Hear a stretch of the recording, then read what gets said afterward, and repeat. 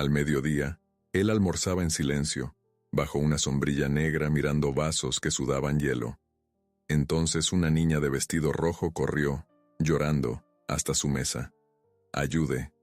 Él se levantó, dobló la servilleta, marcó 15 minutos y siguió pistas. Segundo piso, puerta sin número, 3 hombres que olían a cerveza. Un golpe, una mirada. Algunos momentos cambian todo para siempre. El sol de mediodía caía implacable sobre las calles polvorientas de San Cristóbal, un barrio donde las promesas se rompen tan fácilmente como los vidrios de las ventanas. En la terraza del restaurante El Patrón, ubicado en la esquina más vigilada de la zona, reinaba un silencio tenso que solo se atrevían a romper el tintineo de los cubitos de hielo y el murmullo ocasional de conversaciones susurradas. Vicente Morales observaba la ciudad desde su mesa habitual, protegida por una sombrilla negra que proyectaba sombras geométricas sobre el mantel blanco. A sus 42 años, había aprendido que el poder verdadero no necesita gritos ni amenazas. Bastaba con estar presente. Su traje gris carbón, impecablemente cortado, contrastaba con la informalidad del entorno, pero nadie se atrevía a mirarlo directamente. Los meseros se movían como fantasmas eficientes, anticipando cada necesidad sin que él tuviera que pedirla. 3 hombres compartían su mesa. Roberto el Flaco Vázquez, su mano derecha desde hace 15 años, revisaba discretamente mensajes en un teléfono que parecía no existir cuando las miradas ajenas se acercaban demasiado. A su izquierda, Marcos Herrera cortaba meticulosamente un trozo de carne. Cada movimiento calculado, preciso. El último, Sebastián Torres, apenas había tocado su plato. Sus ojos recorrían constantemente la calle, catalogando rostros, memorizando patrones, buscando anomalías. La conversación fluía en códigos que cualquier oído entrenado reconocería como inocente charla de negocios. Números que podrían ser ventas o territorios. Nombres que podrían ser clientes o rivales. Fechas que podrían ser entregas o ultimátums. Vicente manejaba estas ambigüedades como un pianista toca escalas, sin esfuerzo consciente, con una elegancia que había perfeccionado a través de décadas de práctica. «El envío del martes llegará completo», murmuró Roberto, sin levantar la vista de su teléfono. Los contactos en el puerto confirmaron. Vicente asintió casi imperceptiblemente. En su mundo, los gestos mínimos comunicaban volúmenes. Una inclinación de cabeza podía significar aprobación, advertencia o sentencia de muerte. Había aprendido a leer estos matices mucho antes de cumplir 30 años, cuando aún creía que la violencia era la única forma de resolver conflictos. El restaurante bullía con una actividad cuidadosamente orquestada. Familias almorzaban en mesas cercanas, parejas compartían postres, niños corrían entre las sillas mientras sus padres fingían no notar la tensión que emanaba de la mesa esquinera. Todos sabían quién era Vicente Morales, todos habían escuchado las historias, pero también sabían que mientras permanecieran en sus propios asuntos, él permanecería en los suyos.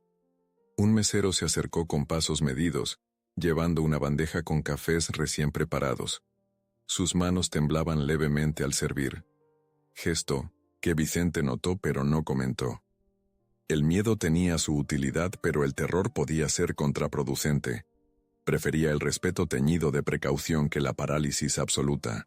«Gracias, Miguel», dijo Vicente con voz suave, usando el nombre del joven como si fuera un viejo conocido.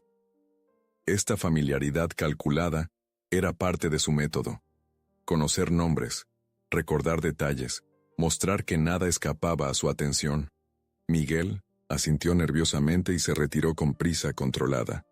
Marcos finalmente habló, manteniendo el tono casual que caracterizaba sus reuniones públicas. «La competencia en el sector norte está siendo problemática». La palabra problemática cargaba significados que ningún diccionario podría explicar completamente. Vicente tomó un sorbo de café, saboreando no solo el amargor del líquido, sino también el peso de las decisiones que se avecinaban. En su mundo los problemas se resolvían de maneras que los periódicos preferían no detallar. ¿Qué tipo de problemas?, preguntó, aunque su tono sugería que ya conocía la respuesta. Del tipo que requiere conversaciones directas, respondió Marcos, cortando otro pedazo de carne con la misma precisión que usaría para cualquier otra tarea delicada. Vicente entendió. Las conversaciones directas en su vocabulario rara vez involucraban palabras. Asintió nuevamente, archivando mentalmente la información para procesarla más tarde, cuando estuviera lejos de oídos curiosos y ojos observadores. El ambiente del restaurante mantenía esa calma superficial que caracterizaba los lugares donde el poder real se ejercía sin ostentación. Camareros que sabían cuándo acercarse y cuándo mantenerse invisible. Clientes que comprendían las reglas no escritas de convivencia. Una sinfonía de normalidad artificial que Vicente había perfeccionado a lo largo de los años. Sebastián interrumpió la pausa con una observación aparentemente trivial. Hay movimiento inusual en las calles laterales. No era una observación trivial. En el mundo de Vicente, los patrones interrumpidos podían significar vigilancia policial, operaciones de grupos rivales o simplemente paranoia justificada. Había sobrevivido tanto tiempo precisamente porque trataba cada anomalía como una amenaza potencial hasta demostrar lo contrario. ¿Qué tipo de movimiento?, preguntó Roberto, finalmente guardando su teléfono. Vehículos que circulan demasiado lentamente. Gente que mira más de lo necesario, explicó Sebastián. Podría ser rutina, pero... Vicente sabía que en su línea de trabajo no existían las coincidencias. Cada detalle aparentemente insignificante formaba parte de un patrón más amplio, que solo los sobrevivientes aprendían a descifrar. Había desarrollado un sexto sentido para detectar cuándo el equilibrio delicado de su mundo estaba a punto de tambalearse.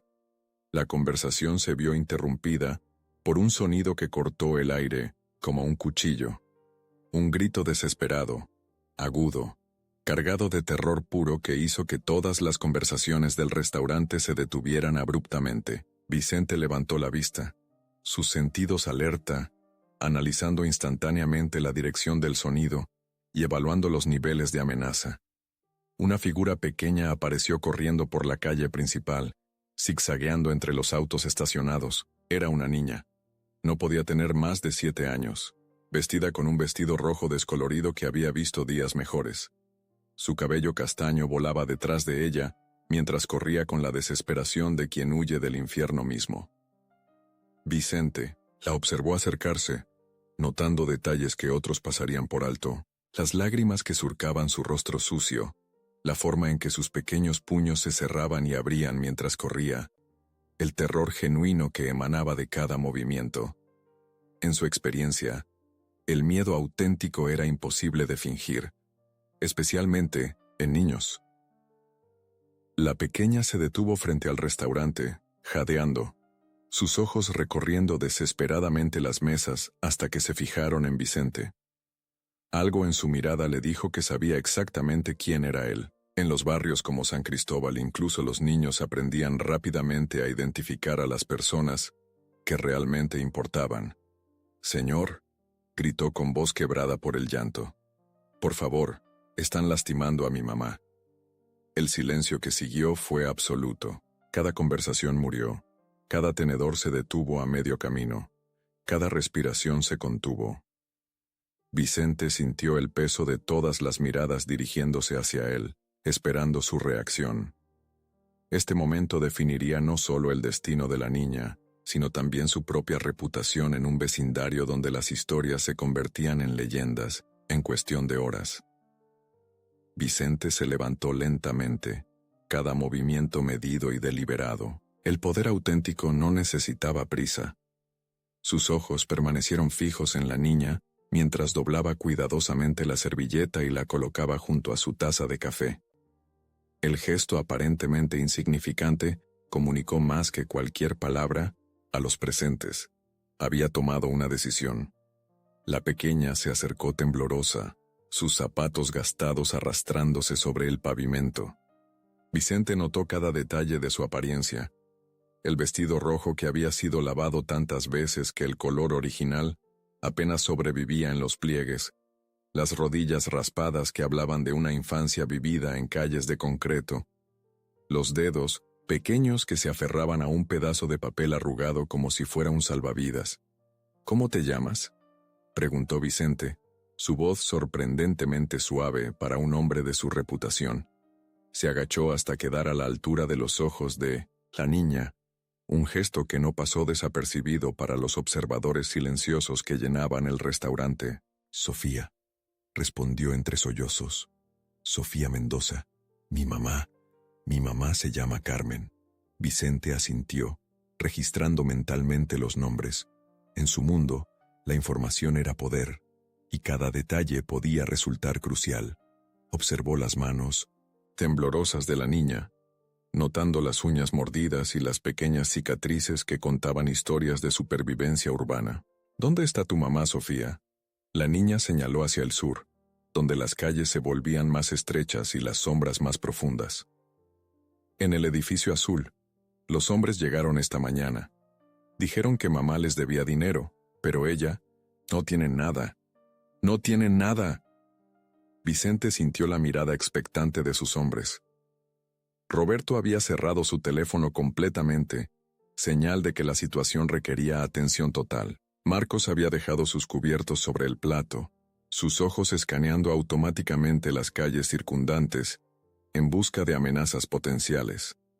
Sebastián ya estaba mentalmente calculando rutas y posiciones estratégicas. El edificio azul era territorio disputado. Vicente conocía una zona gris donde diferentes grupos operaban sin coordinación clara. Exactamente el tipo de lugar donde los débiles se convertían en víctimas de oportunistas sin cerebro ni organización. Le molestaba profundamente este tipo de desorden amateur. ¿Cuántos hombres?, preguntó, manteniendo su tono neutral a pesar de que podía sentir la tensión creciendo en su pecho. 3, uno tiene una cicatriz aquí, dijo Sofía trazando una línea sobre su mejilla izquierda. Y huele a cerveza. Los otros 2 son más jóvenes. Uno tiene el brazo tatuado con una serpiente. Vicente sonrió levemente. La niña tenía instintos naturales de supervivencia. Había observado y recordado detalles que podrían ser útiles. En diferentes circunstancias, esa capacidad de observación la habría llevado lejos. En estas circunstancias podría mantenerla viva. Se incorporó lentamente, sintiendo el peso de todas las miradas del restaurante. Los otros comensales fingían continuar con sus conversaciones, pero Vicente sabía que cada palabra de esta interacción sería analizada y repetida antes del anochecer. Su reputación se construía no solo sobre lo que hacía, sino sobre cómo lo hacía. Roberto, dijo sin voltear a mirarlo. Trae el carro. No había emoción en su voz, ninguna señal externa de la decisión que acababa de tomar. Pero todos, los presentes, entendieron que algo significativo estaba a punto de suceder. Roberto se levantó inmediatamente, sus movimientos tan fluidos que parecía haber anticipado la orden. Vicente extendió su mano hacia Sofía. La niña dudó por un instante, probablemente recordando todas las advertencias que había escuchado sobre hombres como él, pero la desesperación venció al miedo, y sus pequeños dedos se cerraron alrededor de los suyos. Marcos, Sebastián, continuó Vicente, su voz adquiriendo un tono que sus hombres reconocían inmediatamente. Nos vamos. Los 2 se levantaron, sin preguntas. Habían trabajado con Vicente el tiempo suficiente para saber que ciertos tonos de voz no admitían discusión. Marcos ajustó discretamente algo bajo su chaqueta, mientras Sebastián ya estaba evaluando la mejor ruta hacia el edificio azul. Vicente caminó hacia la salida del restaurante con Sofía a su lado, consciente de que cada paso estaba siendo observado y juzgado. El dueño del establecimiento, un hombre mayor llamado Don Carlos, se acercó nerviosamente. ¿Todo en orden, don Vicente?, preguntó con el respeto temeroso que caracterizaba a quienes dependían de su benevolencia para mantener sus negocios funcionando. Perfectamente, respondió Vicente colocando un billete de alta denominación sobre el mostrador sin contar. Mantén nuestras mesas libres. Volveremos. Don Carlos asintió vigorosamente, guardando el dinero con manos que temblaban ligeramente. Vicente notó el temblor pero no lo comentó. En su experiencia, un poco de nerviosismo mantenía a las personas honestas. El Mercedes negro de Roberto se deslizó silenciosamente hasta la acera. El vehículo era una extensión del poder de Vicente, elegante, intimidante y perfectamente mantenido. Las ventanas polarizadas ocultaban el interior, añadiendo un aire de misterio que Vicente cultivaba cuidadosamente. Sofía se detuvo al ver el automóvil, sus ojos agrandándose. Probablemente nunca había estado cerca de un vehículo tan caro.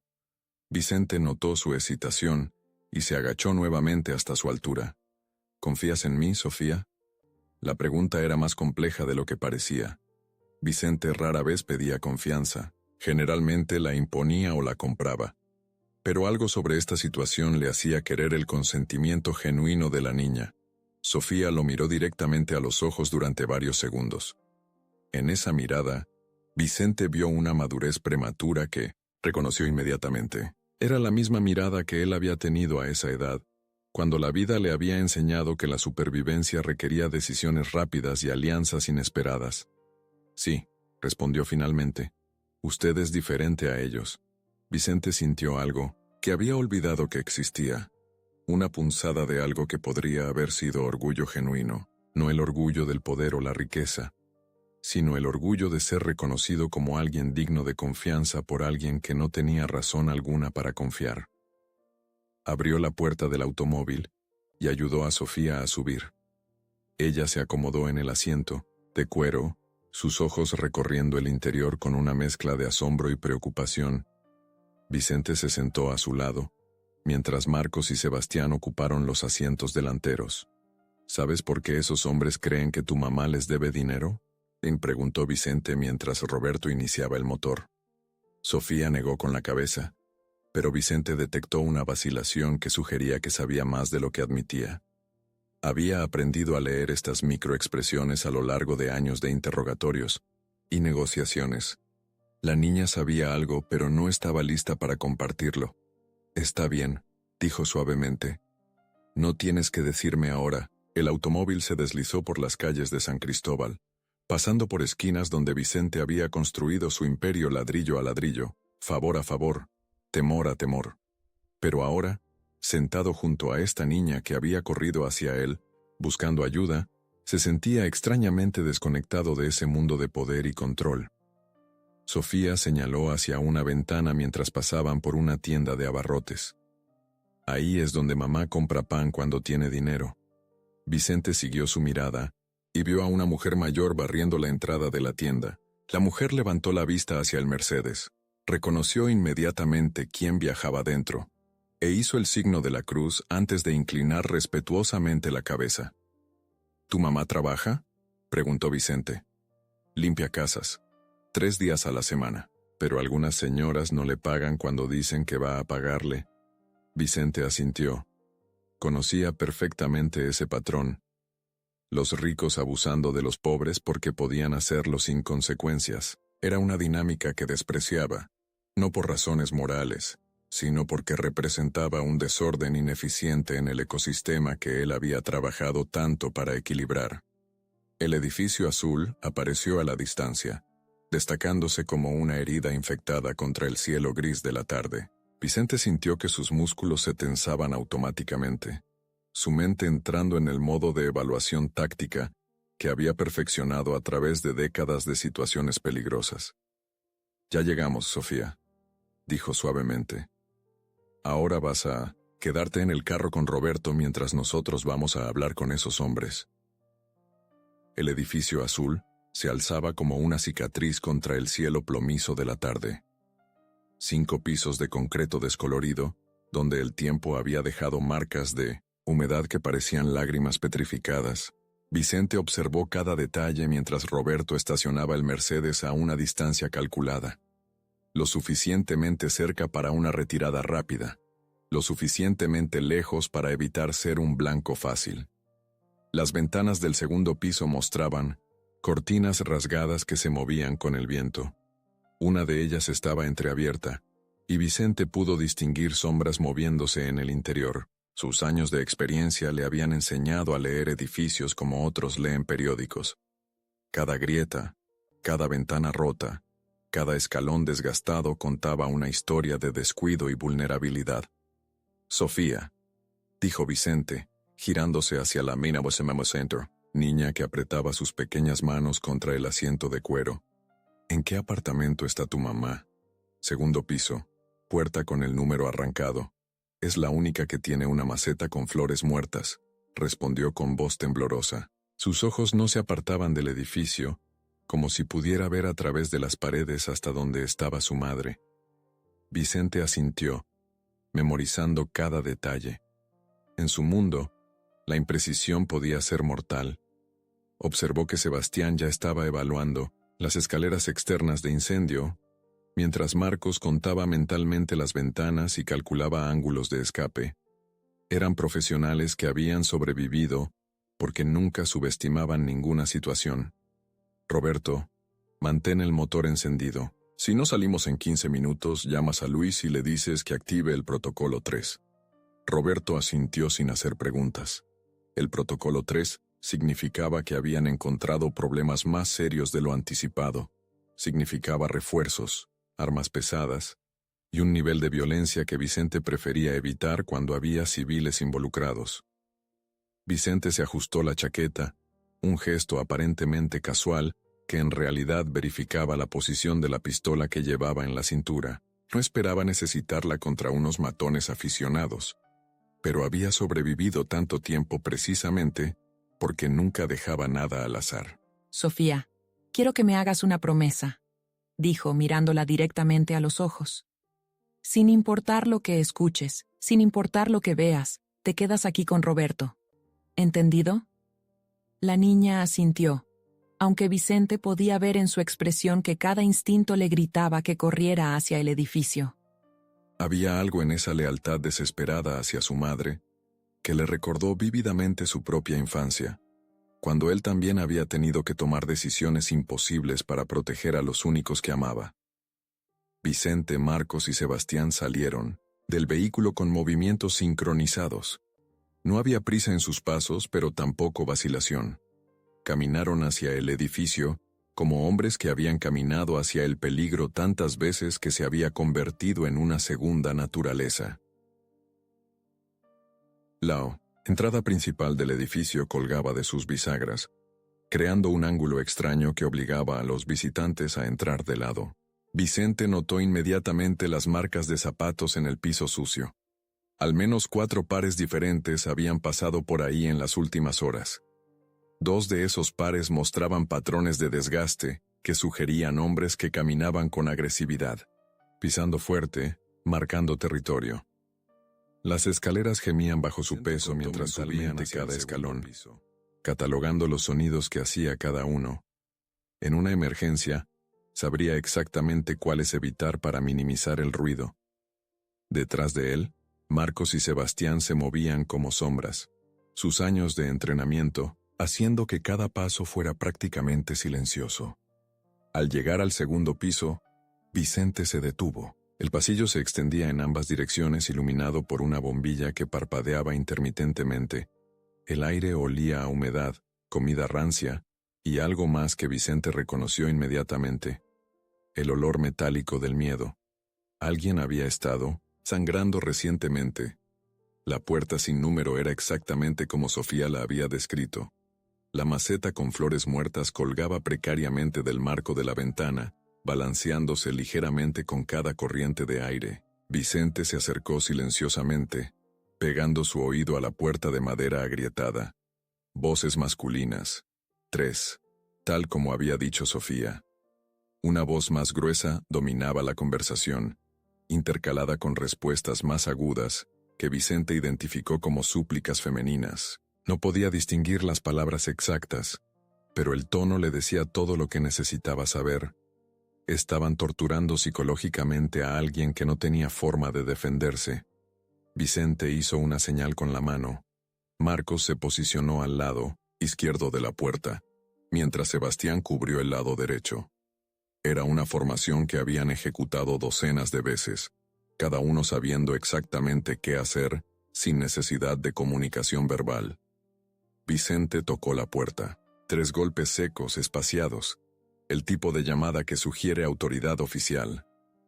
Las voces del interior se detuvieron abruptamente. Vicente pudo imaginar a los 3 hombres mirándose entre sí, calculando si habían cometido algún error que hubiera atraído atención no deseada. «¿Quién es?», gritó una voz desde el interior. El acento revelaba educación limitada, probablemente alguien que había aprendido a intimidar antes de aprender a pensar. «Mantenimiento del edificio», respondió Vicente con voz completamente neutral.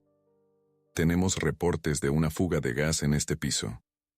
Era una mentira perfecta, lo suficientemente creíble para generar preocupación genuina, lo suficientemente urgente para justificar una interrupción inmediata. Vicente había aprendido que las mejores mentiras siempre contenían elementos que la gente realmente temía.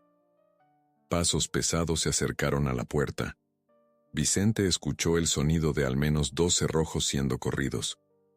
La puerta se abrió apenas, una rendija, revelando un ojo desconfiado que escaneó rápidamente el pasillo. Vicente empujó la puerta con fuerza controlada, usando su peso corporal para crear suficiente momentum sin generar ruido excesivo. El hombre detrás de la puerta se tambaleó hacia atrás, más sorprendido que herido, dándole a Vicente el espacio que necesitaba para entrar completamente al apartamento. La escena que encontró dentro confirmó sus peores suposiciones. Una mujer de aproximadamente 30 años estaba sentada en una silla en el centro de la habitación, sus manos atadas detrás de la espalda con cuerda que había dejado marcas rojas en sus muñecas. Su rostro mostraba evidencia de al menos 2 golpes recientes, un ojo hinchado y un labio partido que aún sangraba ligeramente.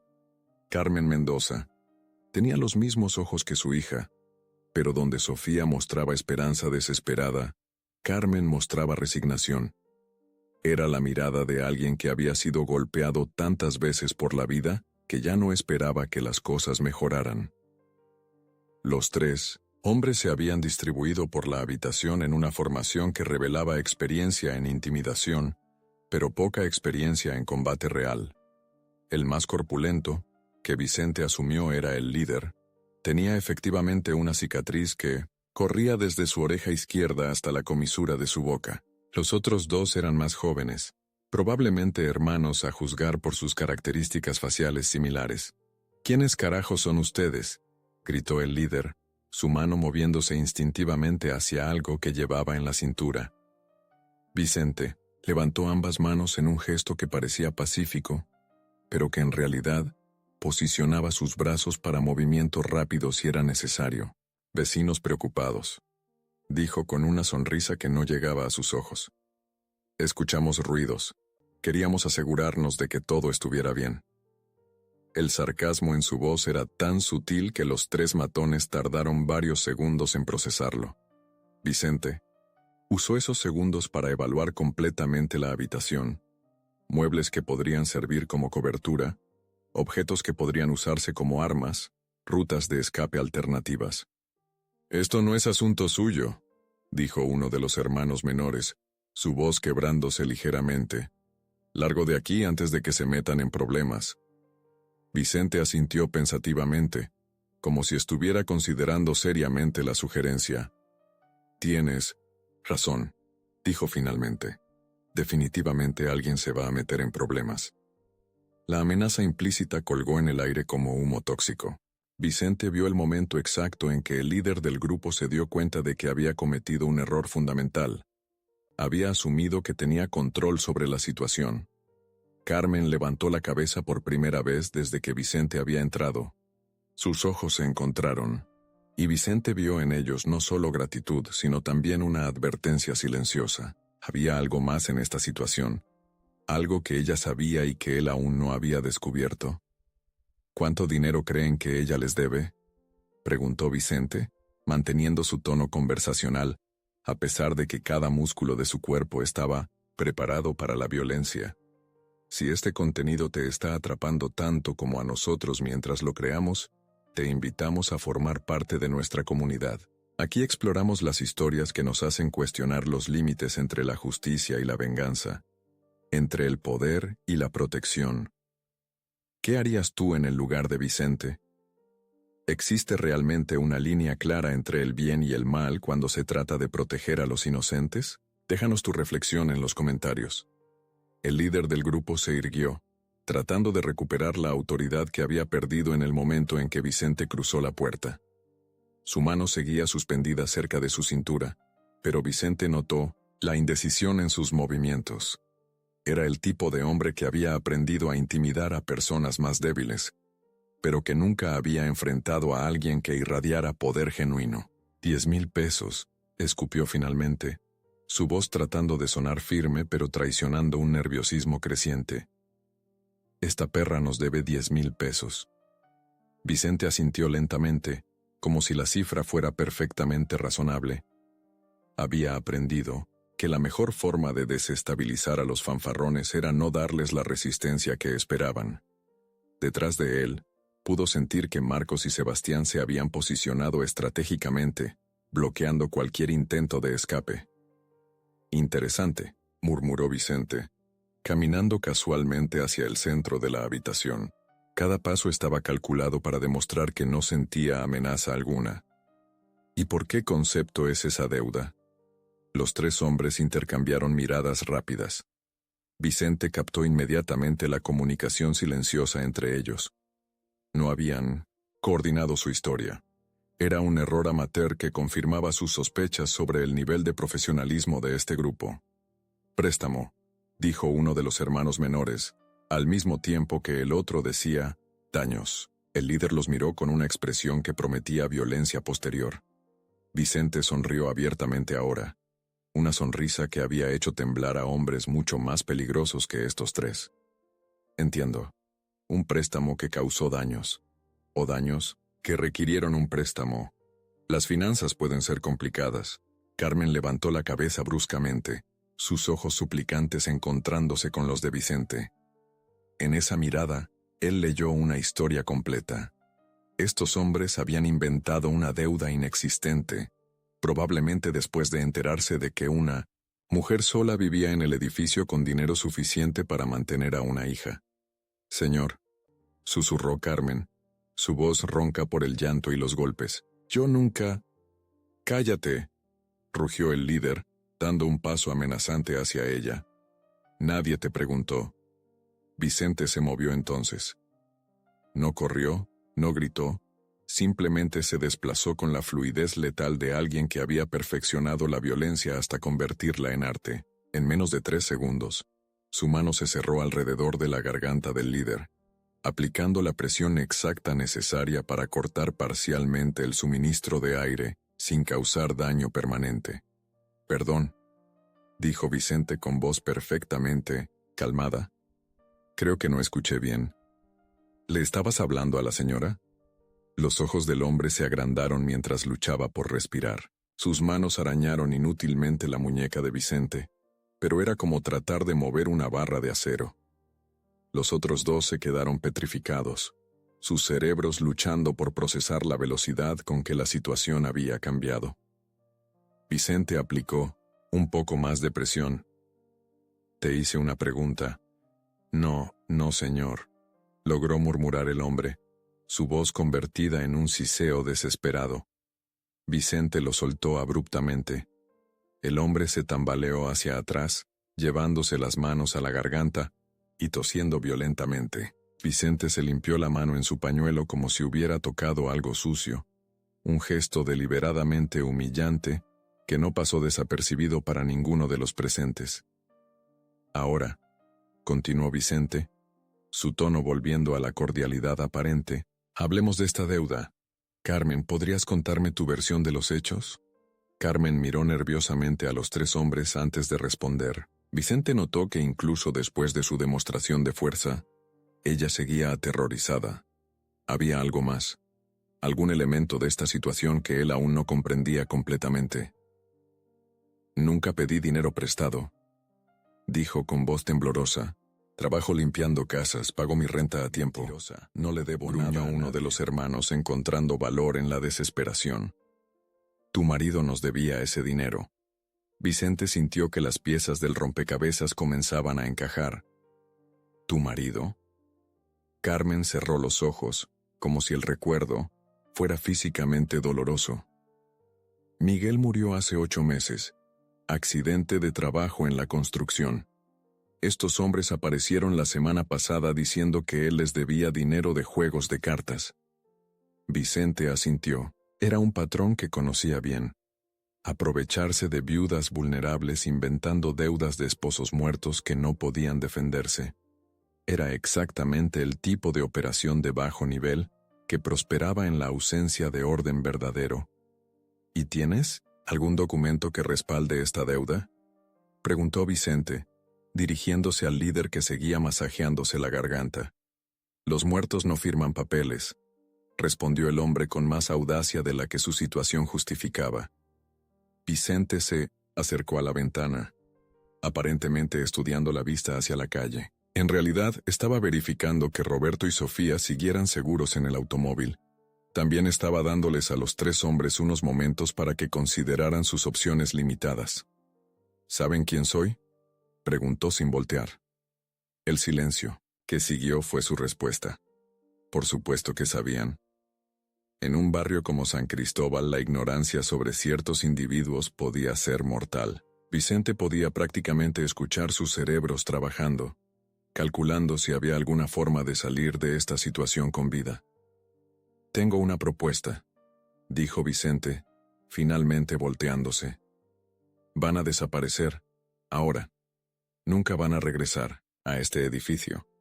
Nunca van a contactar a Carmen o a su hija nuevamente. Y si alguna vez escucho que están molestando a viudas con niños pequeños, voy a tomarme esto como algo personal. El líder del grupo había recuperado algo de compostura. ¿Y si no aceptamos su propuesta? Vicente sonrió, pero esta vez no. Había nada cordial en la expresión. Era la sonrisa de un depredador que había decidido dejar de jugar con su presa. Entonces Marcos y Sebastián van a mostrarles por qué soy muy respetado en este vecindario. Como si hubieran sido invocados, Marcos y Sebastián se movieron ligeramente, posicionándose de manera que bloquearan completamente la salida. Vicente notó que Marcos había desabrochado discretamente su chaqueta, mientras que Sebastián estaba haciendo algo con sus manos que los 3 hombres no podían ver, pero que claramente los inquietaba. La cosa es así, continuó Vicente, caminando lentamente alrededor de los 3 hombres como un profesor explicando un concepto difícil. Ustedes pensaron que habían encontrado una víctima fácil, una mujer sola con una hija pequeña, sin protección, sin recursos, sin nadie que se preocupara por ella. Se detuvo frente a Carmen, notando cómo ella lo miraba con una mezcla de gratitud y temor reverencial. Pero se equivocaron, porque resulta que alguien sí se preocupa por ella.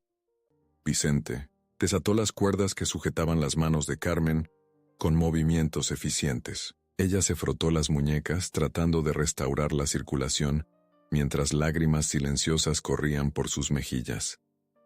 Ahora, dijo Vicente, volviéndose hacia los 3 hombres, van a pedirle disculpas a la señora Carmen. Van a prometerle que nunca van a molestarla nuevamente, y luego van a salir de aquí y van a considerar esto como la lección más barata de sus vidas.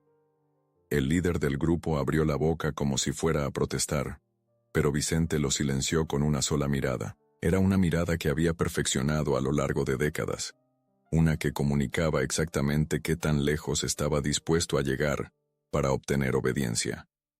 «Perdón», murmuró el hombre, las palabras saliendo como si fueran arrancadas de su garganta. Nos equivocamos. Más fuerte», ordenó Vicente, «y mírenla a los ojos cuando hablen». Los 3 hombres repitieron sus disculpas, cada uno mirando directamente a Carmen. Vicente observó la transformación en el rostro de la mujer, la humillación y el terror siendo reemplazados gradualmente por algo parecido a la dignidad recuperada. «Excelente», dijo Vicente cuando terminaron. «Ahora pueden irse, despacio, sin voltear atrás. Y recuerden, en este barrio, Las viudas y los niños están bajo mi protección. Los tres hombres se dirigieron hacia la puerta con movimientos torpes, como si cada paso requiriera concentración consciente. Vicente los siguió con la mirada, hasta que desaparecieron por las escaleras. Luego se acercó a la ventana, para verificar que efectivamente abandonaran el edificio. Carmen se había puesto, de pie, tambaleándose ligeramente. Vicente notó que probablemente no había comido en horas, y que el estrés de la situación había agotado las pocas reservas de energía que le quedaban. ¿Está herida gravemente?, preguntó, manteniendo una distancia respetuosa. «Sobreviviré», respondió ella, tocándose gingerly el labio partido. «Gracias. No sé cómo agradecerle». Vicente asintió, pero sus ojos seguían analizando la situación. Había resuelto el problema inmediato, pero problemas como este tendían a tener raíces más profundas. 3 matones amateur no operaban en 1986. El vacío. Usualmente había alguien más arriba en la cadena alimentaria. Vicente observó a Carmen mientras ella recogía los pedazos rotos de una fotografía del suelo. Era una imagen de familia. Ella, un hombre que asumió era Miguel, y una Sofía más pequeña sonriendo entre sus padres. Los 3 hombres habían pisoteado deliberadamente la foto, un acto de crueldad gratuita que reveló más sobre su carácter que cualquier amenaza verbal. ¿Tiene algún lugar seguro donde quedarse esta noche?, preguntó Vicente, manteniendo su distancia mientras Carmen intentaba recomponer los fragmentos de su vida.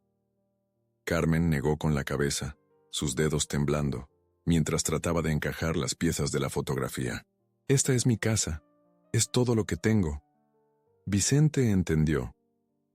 Para personas como Carmen, la seguridad era un lujo que no podían permitirse.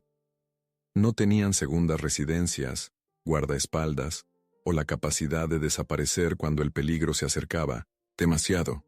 Vivían expuestas, vulnerables, dependiendo de la decencia básica de otros para sobrevivir. «Esos hombres van a regresar», dijo Vicente, aunque no era lo que Carmen quería escuchar. «Tal vez no hoy, tal vez no mañana, pero van a regresar. Gente como ellos no se rinde fácilmente cuando encuentran lo que perciben como una fuente de dinero fácil».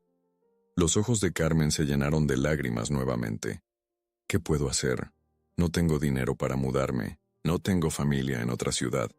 Sofía tiene que ir a la escuela». Vicente se acercó a la ventana, observando el Mercedes donde Roberto esperaba con Sofía.